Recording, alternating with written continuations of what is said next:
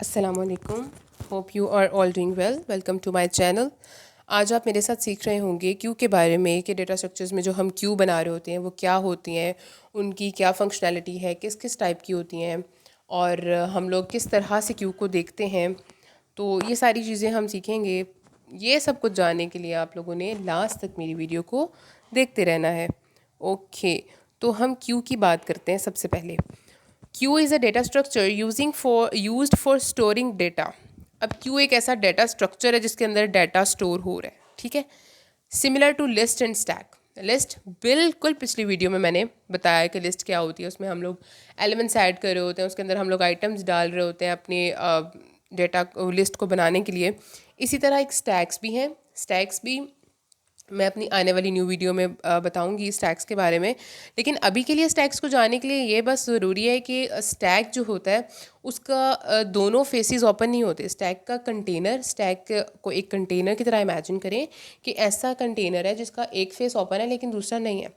तो जो उसका एक साइड ओपन है उसके अंदर से ही आप एलिमेंट्स को डाल रहे हैं और वहीं से आप एलिमेंट्स को दोबारा से रिट्रीव कर रहे होते हैं।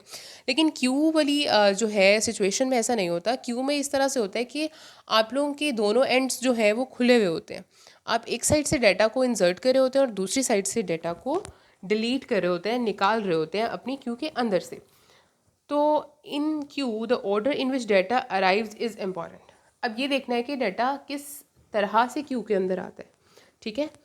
तो अब इसके अंदर हम लोग एक फ़र्स्ट इन फर्स्ट आउट वाला जो है वो इस्तेमाल कर रहे होते हैं कि जो पहले आ रहा होता है वो पहले बाहर जा रहा होता है, ठीक है। In general a queue is a line of people और things waiting to be serve in sequential order starting at the beginning of the line और सीक्वेंस। इस लाइन की आपको बिल्कुल अच्छी समझ आ जाएगी, बहुत अच्छी, कि बिल्कुल इसके आगे जो एग्जाम्पल आ रही है उसमें मैं बताऊंगी कि आपको किस तरह से करना है इसको, ठीक है। डेफिनेशन देख लेते हैं। A queue is an ordered list in which insertion are done at one end rear and the deletion are done at the other end front. The first element to be inserted is the first one to be deleted.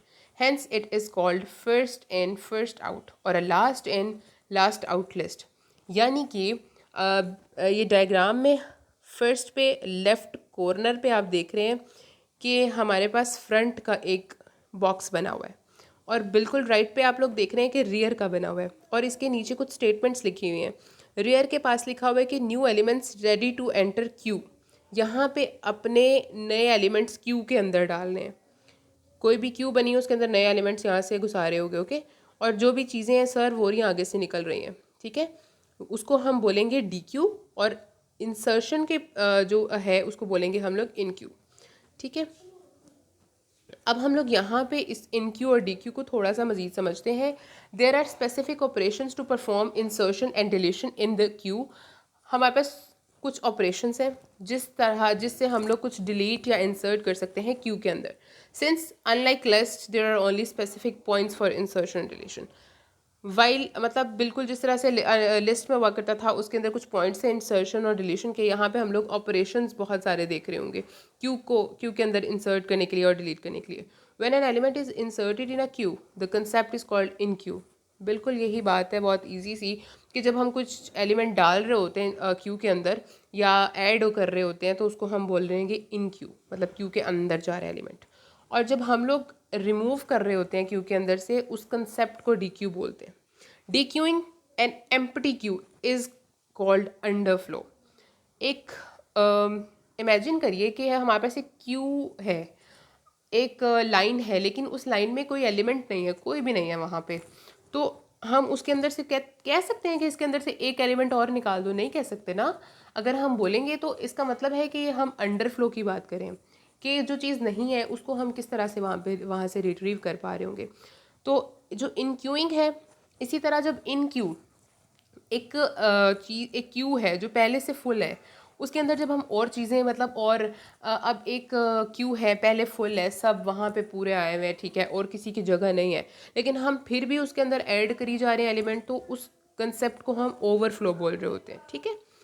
How are cues use, किस तरह से use होती हैं? The concept of a queue can be explain by observing a line at the reservation counter जिस तरह से हम लोग जब कोई टिकट बुक कराने जाते हैं ना, तो वहाँ पे ये हम लोग देख रहे होते हैं कि एक क्यू लगी होती है, बस जो पहले खड़ा होता है सबसे काउंटर के पास, तो उसको सबसे पहले टिकट मिलती है, वो निकल जाता है। फिर दूसरा आगे आता है, उसको टिकट मिलती है, दूसरा निकल जाता है। तीसरा आगे आता है, टिकट मिलती है, और फिर जो हम एंड पे जाके खड़े होते हैं, हमेशा एंड पे जगह मिलती है ना, तो एंड पे जाके जब खड़े होते हैं ना, तो वो हम सबसे एंड पे फिर सर्व किए जाते हैं।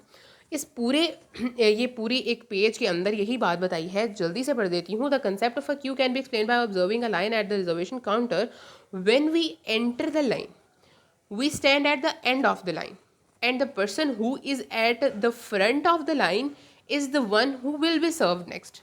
मतलब कि हम एंड पे खड़े हो जाते हैं, और जो आदमी जो है वो खड़ा हुआ है रिजर्वेशन काउंटर के बिल्कुल पास, वो सबसे पहले सर्व कर दिया जाता है। He will exit the Q and be served. अब उसको टिकट मिल गई है, वो क्यू से निकल जाएगा। And this happens, the next person will come at the head of the line, will exit the Q and will be served. And इसी तरह से हमारा सारा सिलसिला चलता जाता है, ठीक है। फिर तीसरा आएगा, चौथा आएगा, फाइनली हम पहुंच गए, वी विल रिच। हम आए हैं और हमने भी अपना काम करवाया है, टिकट बुक कराई है, और हम लोग भी चले गए। This behaviour is very useful in case where there is no need to maintain the order.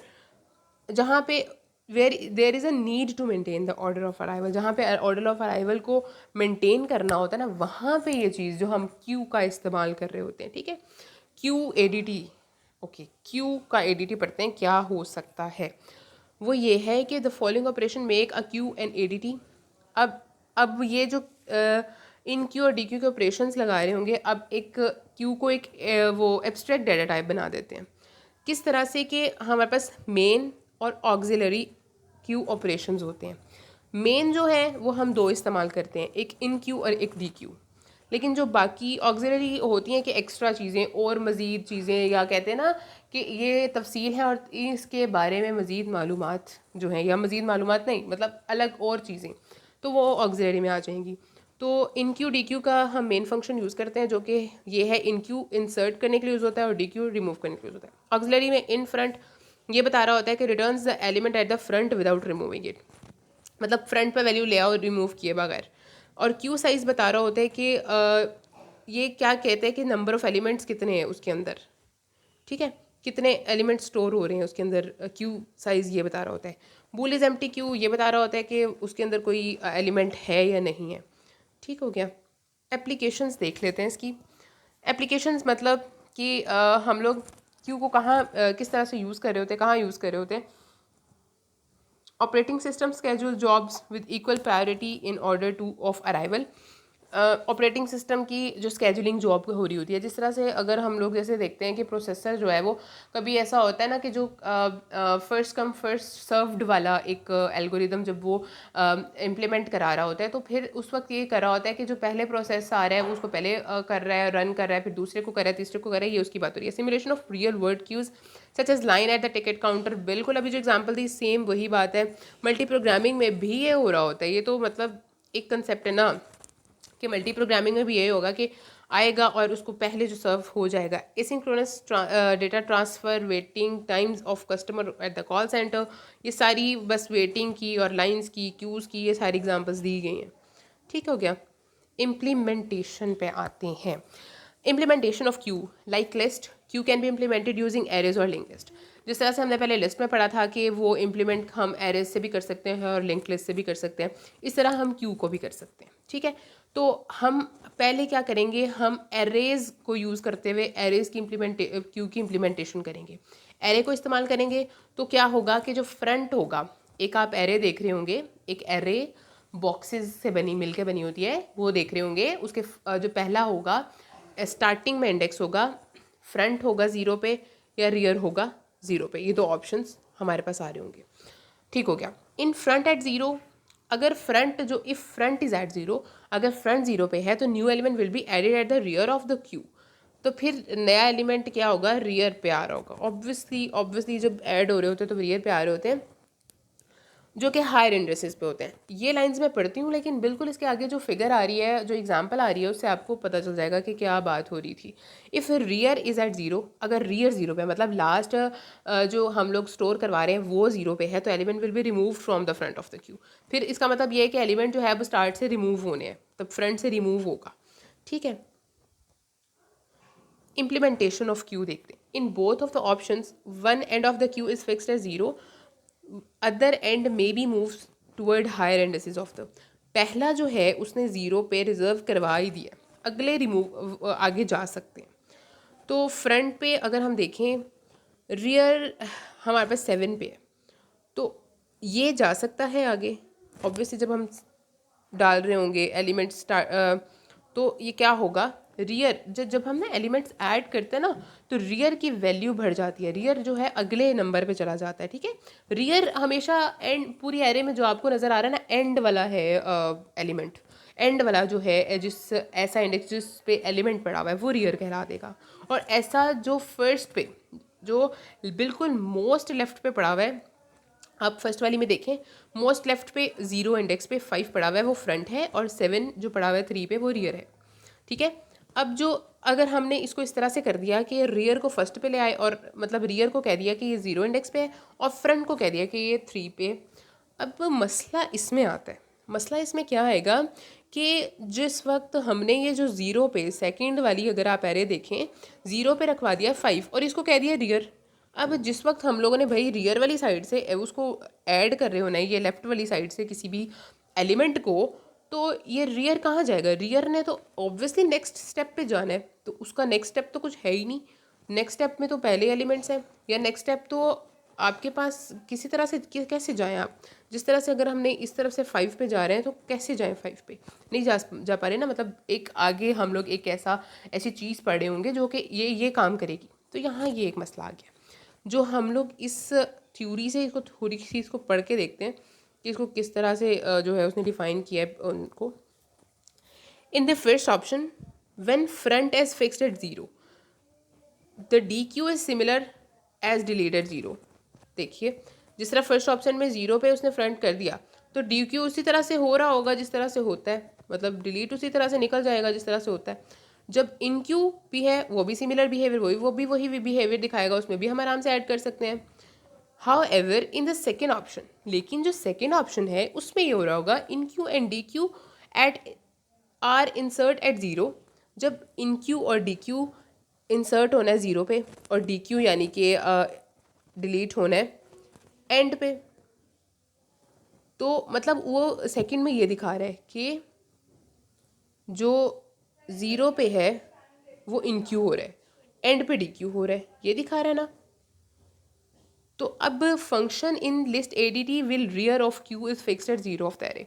अब रियर को हमने 0 पे डाल दिया तो मसला हो जाएगा भाई कि अब रियर की जब भी हमने कोई वैल्यू ऐड करनी है तो रियर ने तो +1 होना है, तो ये +1 कहाँ से आए, मतलब प्लस किस तरफ को करें। ये देखो ना, जैसे ये 0 पे 5 पड़ा हुआ है, और रियर इसको कहा हुआ है सेकेंड वाली फिगर में, तो मतलब अगर जब कोई एलिमेंट ऐड कर रहे हैं तो वो जाए किधर, आगे हमारे पास कोई बॉक्स नहीं है, क्योंकि एरे का फिक्स साइज है, एरे को हम बढ़ा भी नहीं सकते।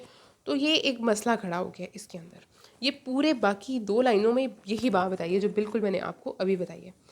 तो फिर कहते हैं कि shifting two elements to right और a left incur a computational cost equal to the number of the element shifted.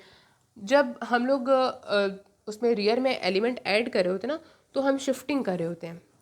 अगर हम स्टार्ट से देखो ऐड कर रहे हैं, तो देखो जिस तरह से हम रियर की तरफ से ऐड करते हैं ना, मतलब, और फिर हम लोग एंड से यानी ऐड करते हैं, तो हम लोग उसकी आर को +1 कर रहे होते हैं, उसका साइज़ जो है वो बड़ा कर रहे होते हैं। तो कॉस्ट, जब साइज़ ऑफ द क्यूब बढ़ेगा तो कॉस्ट भी बढ़ जाएगा आपका। तो मसला अब कॉस्ट का आ गया कि कॉस्ट बढ़ी है यार। मतलब अगर हम लोगों ने ये मसला, मतलब देखो अगर इस तरह से कर लिया तो यहाँ पे फिर क्या हो जाएगा कि कॉस्ट बढ़ जाएगी। तो दोनों केसेस में इन क्यू और डी क्यू तो क्या होंगे, will cost equal to the size of the queue, मतलब फिर कॉस्ट भी बढ़ जाएगी क्यू की साइज़ के मुताबिक। तो अब इसका सलूशन निकालना है फिर हमने, ठीक है। मतलब ये मसला है ना हमारे पास कि अगर हमने फिक्स कर दिया 0 पे रियर को भाई, तो हम आगे तो कुछ लेके जा नहीं पा रहे। अब ये मसला है, इसका सलूशन निकालना है। सलूशन किस तरह से निकलेगा, in order to avoid the huge cost. अब ये ना वैसे समझाने वाली बात थी, इसीलिए कुछ लंबी हो गई। अब हम इसका मसला देख लेते हैं, ठीक है। In order to avoid the huge cost we may set loose both hands. अब इस वली में देखिए ज़रा, इस वली में उसने दोनों एंड्स को खाली छोड़ दिया है, उसने कहा ठीक है, ना पहले स्टार्टिंग में कोई वैल्यू होगी ना एंड पे कोई वैल्यू होगी, हमने फ्रंट और रियर दरमियान में से चुन लिए। ठीक है, अब क्या हो सकता है, जब रियर एंटर होगा तो रियर +1, मतलब देखो कोई मैं वैल्यू को एंटर करूँगी तो रियर ये 7 क्या होगा 4 पे चला जाएगा, 2 क्या होगा 3, मतलब सॉरी 2 वाली इंडेक्स की वैल्यू जो 13 है वो 7 की जगह आ जाएगी। इस तरह से वो आगे चलते जाएंगे और आराम से मतलब मसला हल हो जाएगा। तो in this way we can both enqueue and dequeue operations having constant computational cost. अब हम एक ही कांस्टेंट अपनी कॉस्ट को बढ़ा नहीं रहे, एक कांस्टेंट कॉस्ट के साथ मतलब θ1 के साथ, हम लोग इसको बीगो भी बोलते हैं, बीगो 1 के साथ हम लोग क्या करें, एक आराम से वही ऐड भी कर रहे हैं और निकाल भी रहे हैं, मसला ही नहीं है अब तो। लेकिन लेकिन मतलब मसले जो है ना वो हल नहीं होने। मसला जो है यहाँ पे एक और आ गया, ये मतलब एक छोटा कहते हैं ना कि बड़ा मसला है, उसको हल करने के लिए एक छोटा सा स्टेप अभी हमने देखा है। अभी हम आगे और इसको और एडवांस स्टेप देख रहे होंगे इसके, तो देखते हैं। In this way we just need to do one operation to add और remove the element from the queue. मैं चाह रही हूँ कि कोई एक लाइन भी ना छूटे कि जो रह जाए, इसीलिए मैं पूरा पूरा पढ़ रही हूँ। तो in this way we just need to do one operation to add और रिमूव द क्यू। हमें से बस एक काम करना है, जिस तरह से हम लोग एक वही काम करते हैं, जिस तरह से रियर से डाल दिया फ्रंट से निकाल दिया, वो काम बस हम कर रहे होंगे आराम से, मसला ही कोई नहीं। तो पर इसके अंदर बाद में जाके एक मसला आएगा, वो पढ़ते हैं ज़रा, चौथी लाइन में नज़र आ रहा है मुझे मसला। तो the computational cost of the both operations will constant, now we will get rid of increasing cost. अब इंक्रीजिंग कॉस्ट तो हो गई हमारी हल, ठीक है, मतलब जो इंक्रीज हो रही थी कॉस्ट साइज की वजह से वो तो हल हो गई। But this solution brings another problem which is known as drifting queue. अब एक और प्रॉब्लम आ गई है जिसका नाम हमने ड्रिफ्टिंग क्यू रख दिया, नए नए नाम नई नई मुसीबतें।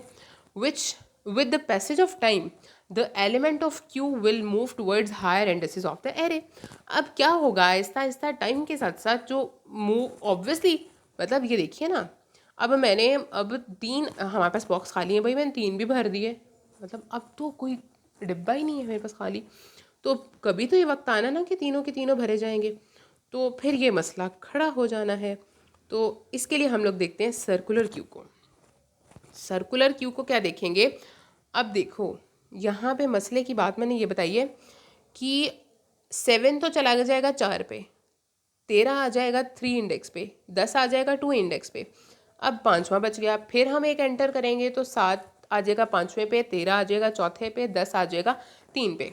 अब 0 1 2 ये चीज़ें खाली हैं और ऑब्वियसली मैं फ्रंट से कुछ चीज़ ऐड नहीं कर पाती, मतलब ये 0 1 2 वाले इंडेक्स मेरे पास खाली हो जाएंगे, मैं फ्रंट से कोई चीज़ ऐड नहीं कर पाऊँगी। तो फिर रियर भी मतलब ये मेरी स्पेस खाली जा रही है, तो मसला जो स्पेस खाली जाए ना, उसके लिए हमने एक हल निकाला है कि सर्कुलर क्यू बना देते हैं। ये एक मतलब मैं इसको कहती हूँ कि ये एक इमेजिनरी क्यू होती है असल में। तो इसको पढ़ते हैं। Circular queue is a logical construct in which both ends of the queue seems to join. अब इस तरह होता है कि दो इस तरह से बनाई जाती है कि दोनों जो उसके एंड्स हैं ना वो ज्वाइन कर दिए जाते हैं। उसमें क्या होता है, अगर ड्रिफ्टिंग रीच हो गया, ड्रिफ्टिंग होती है कि मतलब आपके एंड वाले तो एरे के इंडेक्सेस भर गए हैं लेकिन पहले स्टार्टिंग में खाली है जगह, ठीक है, तो फिर ये मसला जो है ना हल हो जाता है। करके देखते हैं ज़रा किस तरह से हल होता है। अब ये फ्रंट है उसका 25 12 17, रियर 17 पे आ रहा है। अब रियर इसका भर गया, मतलब अब सोचो ये जो सी क्यू थी ना, मतलब ये जो 8 था और ये जो स्टार्टिंग में कुछ भी नहीं था 0 पे, इस 8वें को मतलब इसके 5वें जो 5 इंडेक्स लिखा हुआ है इसको और 0 को मैंने दोनों को सीरों को पकड़ के मिला दिया, ये समझना है ओके। इन सबको पकड़ के मैंने गोल कर दिया, मिला दिया। अब ये हुआ है इस फर्स्ट वाली फिगर में। अब देखते हैं फर्स्ट वाली फिगर को, बस देखो। अब ना ये 17 जो है इसके अंदर हम अब आराम से ऐड वगैरह कर सकते हैं, बिकॉज अब हमारे पास जो है ना 17 के साथ जुड़ने के लिए कोई चीज़ आ गई है। 17 के बाद हमारे पास कोई डिब्बा आ गया जिसके अंदर हम लोग उसको शिफ्ट कर सकते हैं, ठीक हो गया। तो ये एक इमेजिनरी सा एक व्यू दिखा देते हैं, लेकिन इसके लिए हम लोगों ने फॉर्मूलाज यूज़ करने हैं, वो हम आगे देखेंगे। अब अगला भी बिल्कुल यही क्यू बताइए कि ये होगा फ्रंट और रियर की 2 क्यूज़ बता दिए बस, और कोई नहीं है। But we can not use front and rear like we did in the early implementation. Okay, मसला बस ना ये जो जाहिर सी बात है, मतलब एकदम ऐसा नहीं है ना कि सीधी सीधी एरे है उसमें नहीं कर पा रहे तो एरे के सिरे पकड़ के जोड़ दो कर लोगे ना, बेटा मतलब फॉर्मूला भी चेंज करना पड़ता है, ठीक है। फॉर्मूला जो चेंज करना है ना वो ये है कि to add an element rear is equals to rear plus 1 और मॉड्यूलर साइज। और मॉड्यूलर के साथ ये होगा कि रियर रियर किस पे है, 0 1 2, 0 से हम लोग खाली करें, देखो ज़रा रियर किस पे है, 5 पे है, ठीक है। 5 पे अब हमारा रियर है, मैंने इस वाली का एग्जांपल लिया है, इस ये जो 8 पड़ा हुआ है 5 पे, ठीक है। रियर पड़ा हुआ है 5 पे, +1 करो क्या बना, 6 बना, 6 बना। और ऑब्वियसली ये 5 पे पड़ा था तो इसका साइज़ क्या था, 0 से स्टार्ट हो रहा है, 6 था, तो 6 था।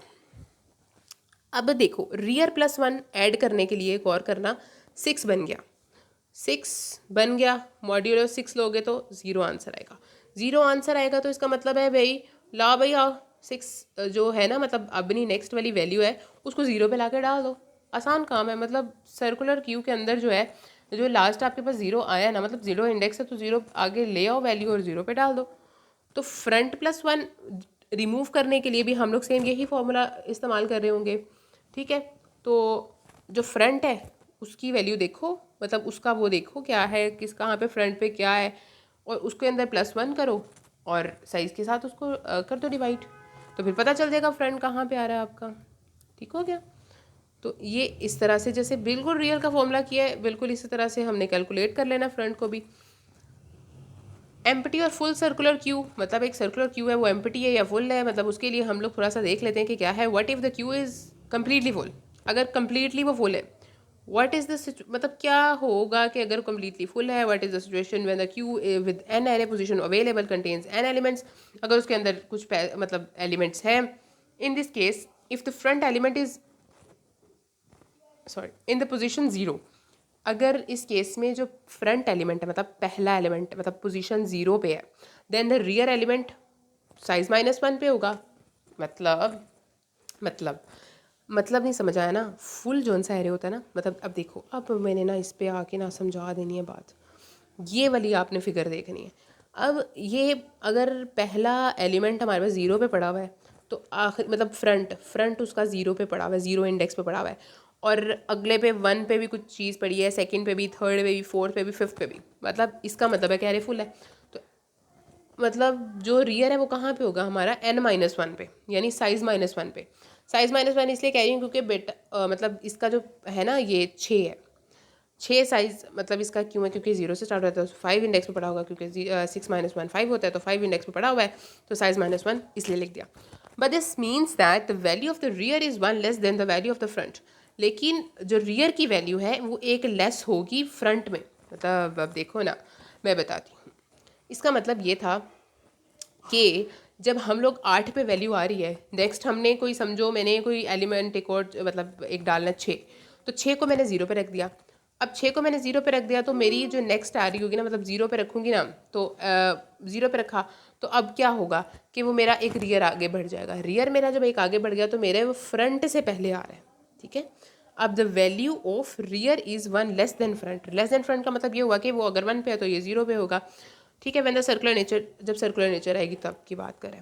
However the same condition applies if the queue is empty, अगर क्यू एम्प्टी है तो भी यही होगा, rear is 1 less than the front, rear जो सा है फिर भी एक फ्रंट से लेस होगा, ठीक है। अगर वो एम्प्टी भी है और अगर वो फुल भी है, दोनों सिचुएशंस में एक ही बात है कि जो rear is 1 less than the front, okay.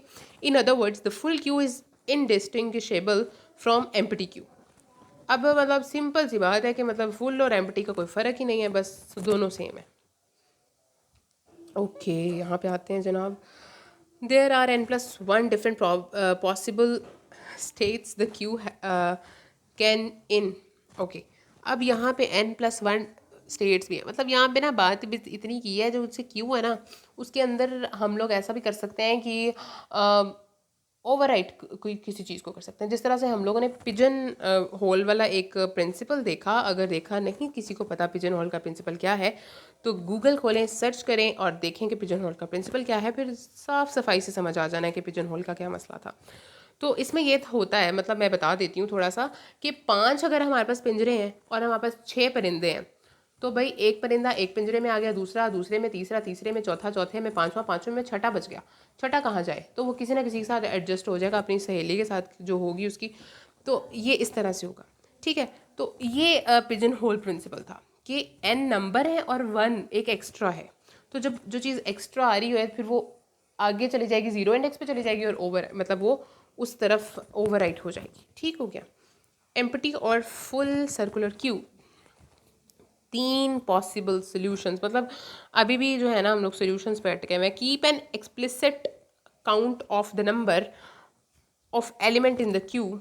अब आपने जो है ना एक एक्सप्लिसिट काउंट ऑफ नंबर रखना है, यानी कि मैं आपको बताती हूँ कि एलिमेंट्स जो है ना क्यू के अंदर, नंबर ऑफ एलिमेंट्स जो है क्यू के अंदर है, वो आपने एक बताने हैं कि कितने एलिमेंट्स हैं। अब आपने बूलियन वेरिएबल यूज़ करना है जो कि आपको बता रहा हो कि क्यू एम्प्टी है या नहीं है। मतलब अगर मतलब वो होता है ना जिस तरह से एम्प्टी लिस्ट इज़ एम्प्टी हमने पढ़ा था लिस्ट वाले में, इस तरह क्यू अगर एम्प्टी है तो ट्रू कर दो, अगर क्यू एम्प्टी नहीं है तो ऑब्वियसली फॉल्स कर दो। ये इस तरह से हम लोग बूलियन को यूज़ कर रहे होते हैं। Make the array be of size n+1, मतलब एक एरे बनाओ n+1 की, जितने नंबर्स हैं मतलब जितने नंबर्स हैं ना आपके पास उसकी, और +1 करके एक बना दो array. And only allow n elements to be stored, और सिर्फ ये करो कि भाई n एलिमेंट्स आ सकते हैं, मतलब +1 की कुछ जगह गुंजाइश छोड़ो।